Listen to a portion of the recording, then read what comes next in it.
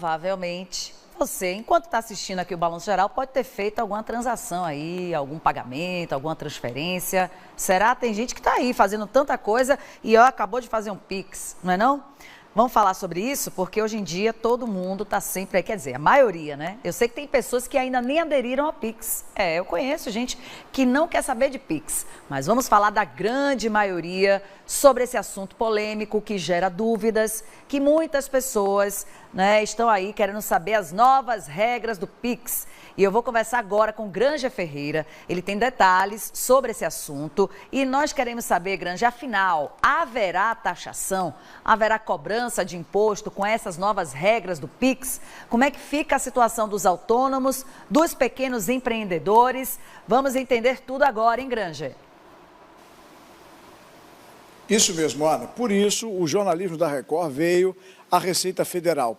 Porque desde o dia 1º de janeiro deste ano, quando as novas regras do Pix passaram a entrar em vigor, muitas dúvidas e, lamentavelmente, como ocorre quando as dúvidas pairam à população, fake news surgiram, a ponto de alguns comércios que aceitavam já há muitos anos o Pix não estarem aceitando mais. Essa pergunta que você me fez sobre a possibilidade de taxação e, mais do que isso, né, a preocupação em relação a alguns pagamentos e, infelizmente, até surgimento de DARFs estão ocorrendo. Mas nós vamos esmiuçar, vamos trazer em detalhes e resumir para tirar qualquer dúvida em relação a essa situação do Pix. E também dizer que o Pix é genuinamente brasileiro. Alguns brasileiros têm dificuldades, né? Vão para o exterior e quer pagar em Pix, o pessoal lá não sabe nem o que é isso. E é algo nosso, que facilita e muito, sendo inclusive, como você falou, sendo utilizado pela maioria da população. Segundo dados do Banco do Brasil, é em torno de 74,6% preferem o Pix em relação a cartão de débito, o próprio dinheiro. Mas essas novas regras, que é o que o povo está querendo saber. Inclusive, muitas pessoas, principalmente as físicas, estão nesse foco. O consumidor comum. Nós tivemos mais cedo conversando com o presidente da Associação Comercial e Industrial de Campos, que falou dos efeitos dessas novas regras do Pix no comércio. Vamos acompanhar.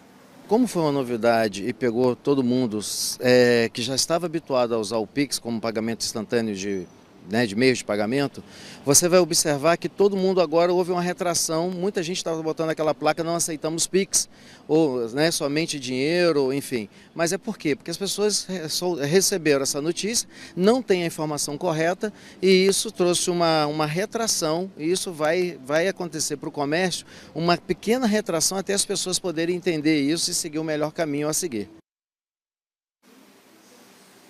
Bom, nós estamos muito próximo daquele período do imposto de renda, onde a Receita Federal ganha foco também muito grande. Que influência tem isso?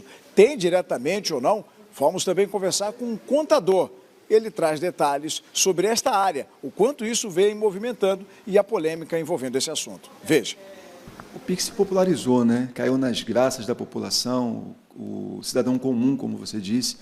Ele adotou esse sistema de pagamento, é muito simples, é muito prático, porém a Receita Federal agora resolveu normatizar, resolveu dar uma nova abordagem, perdeu meio que o controle e agora está mudando um pouquinho essa abordagem. O que muda é o seguinte, na verdade, no uso diário não muda nada. O que muda, na verdade, é a maneira como a Receita Federal trata esse movimento de pagamentos e transferências que o cidadão tem feito.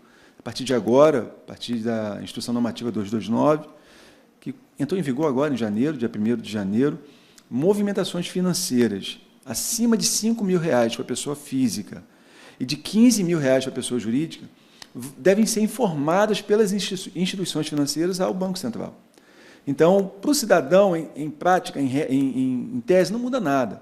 Mas o fato é que essas movimentações, inclusive o Pix, movimentações de cartão, movimentações financeiras em geral, inclusive o Pix, serão informados à Receita Federal. Ou seja, a Receita Federal agora terá um controle maior sobre isso. Bom, e se é da Receita Federal que nós estamos falando, vamos conversar com o auditor fiscal da Receita Federal aqui em Campos, para trazer todos os detalhes. Marcelo Pimentel, obrigado pela presença do senhor no Balanço Geral. Boa tarde. E a primeira pergunta que todo mundo está querendo saber: quais são essas novas regras? Primeiro eu gostaria de falar que a Receita ela só cobra o que o Congresso manda a gente cobrar, né? Ou por lei e depois sancionado pela Presidência da República, que não houve nenhuma mudança legal que criasse algum tributo, qualquer tipo de tributo sobre o Pix, né? E essa norma que a gente está tratando tanta discussão, ela é uma norma de 2015, né? Que diz quais são as empresas, as instituições financeiras que devem informar para a Receita a movimentação financeira. Então, isso já existe há muito tempo, desde 2015. A única alteração que teve foi a inclusão das fintechs, né, que são instituições de pagamento. Só isso, não houve mudança nenhuma. Então, assim, as empresas, as instituições financeiras já vêm informando a movimentação financeira das pessoas, tanto físicas, tanto jurídicas, para a Receita Federal desde 2015. Né? Então, assim, não houve mudança nenhuma. Agora, isso serve também para o Pix e o cartão de crédito também. Serve para o Pix e para o cartão de crédito. A gente, assim, na verdade, a Receita ela já tem acesso a essas informações, né, através de movimentação financeira informada pelas instituições financeiras, desde 2015. Né? Então, tanto o Pix quanto o cartão de crédito, quanto tudo. Né? Então, assim, não houve mudança nenhuma. E as pessoas também elas têm feito uma confusão entre movimentação financeira e declaração do imposto de renda, que não tem nada a ver uma coisa com a outra. Uma coisa são as informações que as instituições financeiras prestam para a Receita Federal das movimentações financeiras, tanto de pessoa física, tanto de pessoa jurídica. A outra coisa é a declaração de imposto de renda que a pessoa física tem que declarar todo ano. Agora, Marcelo, em relação ao trabalhador informal, tem algum direcionamento com essas novas regras? Na verdade, essas regras, como eu falei, sempre existiram. Então, assim, o direcionamento, ele sempre existiu desde sempre. Assim, você tem que declarar, né, na declaração de imposto de renda o que você, teoricamente, ganha. Né? O que você emite de nota fiscal e de venda de produto ou de prestação de serviço, você tem que informar a Receita Federal para apurar o devido tributo na declaração do imposto de renda. Né? E aí sim, né, se houver alguma divergência e se isso for de interesse da Receita Federal, a Receita Federal vai fazer um trabalho de fiscalização em cima daquelas pessoas que têm uma divergência de movimentação financeira. Agora orienta a gente, R$5.000 pessoa física, R$15.000 pessoa jurídica, né? Isso é a questão do mês, toda vez, tem que estar sempre com a documentação, orienta a gente em relação a esses valores. Então, esse é outro ponto importante, porque assim, até o ano passado, as instituições financeiras tinham que informar para a Receita Federal movimentações financeiras acima de R$2.000. Né? Essa nova norma aumentou o valor. Né? Hoje, a instituição financeira ela só precisa informar se as pessoas físicas e pessoas jurídicas, as pessoas físicas tiverem movimentação acima de R$5.000 e as pessoas jurídicas acima de R$15.000.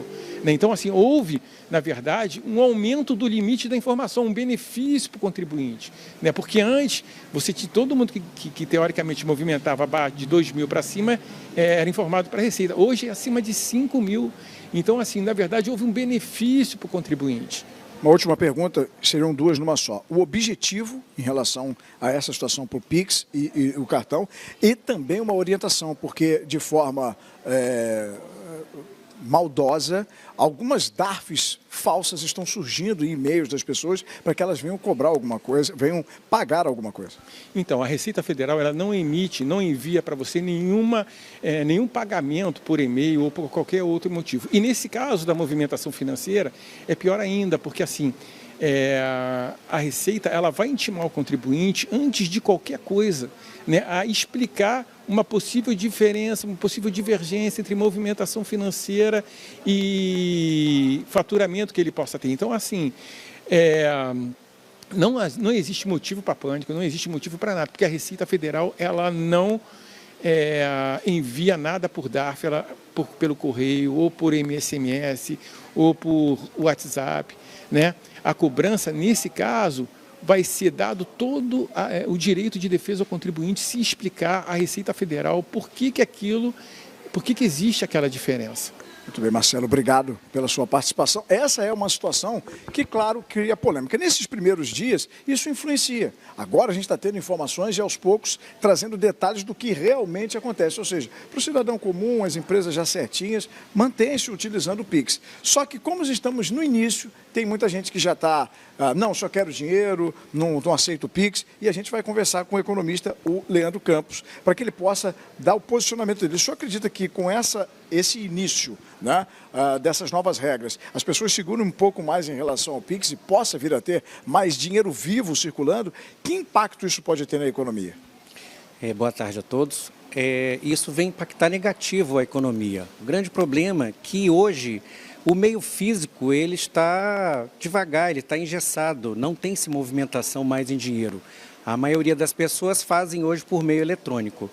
E esse boato, esse fake news, ele vem atrapalhar a circulação do dinheiro, prejudicando, em principal, ao comerciante, que deixa, às vezes, de vender, né, no momento que ele grande precisa. Então, tranquilizar a população que o governo não está taxando, não vai taxar, até porque isso também fere a Constituição Federal e, futuramente, né, esse boato vai se cair e volta à normalidade da economia. Hoje nós passamos por uma evolução da moeda, né, e a tendência é que vá se evoluir cada vez mais e o dinheiro, né, o dinheiro físico, ele não tenha mais em circulação, porque o meio eletrônico é muito mais rápido, é muito mais voraz e muito mais interessante até para o próprio comércio. Então, a população fique tranquilizada que isso não vai acontecer, não está acontecendo, né, e isso não venha prejudicar ninguém. Agora, o Pix, ele, do ponto de vista de economia, o Pix fez com que o consumidor ele gastasse um pouco mais, fosse mais mão aberta, ou ele consegue ter um controle maior? Qual é a realidade em média? Não, com certeza vem a gastar mais, porque os bancos, eles utilizaram dessa condição e aumentaram os limites das pessoas, né? E a questão de você ter um aumento de limite, né? O ser humano, ele é um consumista ilimitado, ele vai gastar mais. A tendência é que você tenha um controle pela questão do gasto, né? E isso faz com que venha a provocar novas regulações futuras para que possa, né, a economia fluir de uma forma normal. Obrigado, Leandro, pela participação. Portanto, Ana e amigos que acompanham o Balanço Geral, o Pix segue sendo uma ótima forma de pagamento, de recebimento e, em detrimento das movimentações gerais, segue tudo como antes. E quem tem que declarar toda a situação que ganha, isso se mantém com imposto de renda, enfim. O que a gente reuniu todos esses especialistas é para dizer que as pessoas podem continuar utilizando o Pix e que não há nenhuma taxação sobre essa movimentação, repito, genuinamente brasileira e que, de certa forma, dá orgulho a todos nós, Ana. Granger, muito obrigada aí pelos esclarecimentos. Espero que a gente tenha aí contribuído para você que está acompanhando o Balanço Geral.